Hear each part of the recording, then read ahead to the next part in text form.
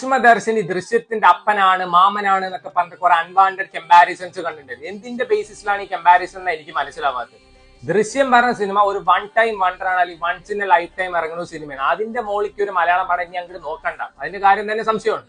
So ദൃശ്യം 2 പോലെ അതിന്റെ മുകളിൽ പോകാൻ പറ്റിയില്ല. ആ സമയത്താണ് ഈ കമ്പാരിസൺ. സോ ഒരിക്കലും സൂക്ഷ്മദർശിനി ഒരു പൊട്ടപ്പടമാണെന്ന് ഞാൻ പറയുന്നില്ല, ഒരു ഡീസന്റ് ത്രില്ലറാണ്. അല്ലാതെ ഇന്ത്യയിൽ ആദ്യമായി ഉണ്ടായ രംഗാണ്, അതിലുണ്ടായ തേങ്ങ കൊലയാണെന്നൊന്നും എനിക്ക് ബേസിക്കലി തോന്നിയില്ല. പിന്നെ കേട്ടത് strong women's of Sookshmadarshini. So ഈ സൂക്ഷ്മദർശിനി സിനിമയിലെ ഈ 4 അംഗ സംഘമില്ലേ, അപ്പുറത്തവന്റെ വീട്ടിൽ എന്താ നടക്കണമെന്ന് എത്തിയും ബാളിയും നോക്കി വാട്സപ്പിൽ പരദൂഷണം പറഞ്ഞ് നടക്കുന്ന കൂട്ടരാണ്. ചില സമയത്തൊക്കെ ശരിക്കും ഒരു കോമാളി കൂട്ടമായിട്ടാണ് തോന്നിയത്. അതിൽ നസ്രിയാണ് വെച്ചാൽ ക്യൂട്ട്നെസ് ഓവർലോഡഡ്. അതായത് പല സീരിയസ് ആയിട്ടുള്ള സീൻസിൽ വരെ ആൾക്ക് ഈ ക്യൂട്ട്നെസ് ഒരു കൂടപ്പറപ്പായി വന്ന പോലെ തോന്നിയിട്ടുണ്ട്.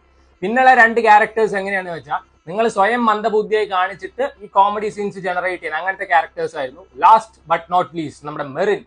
സോ ആ കൊച്ചി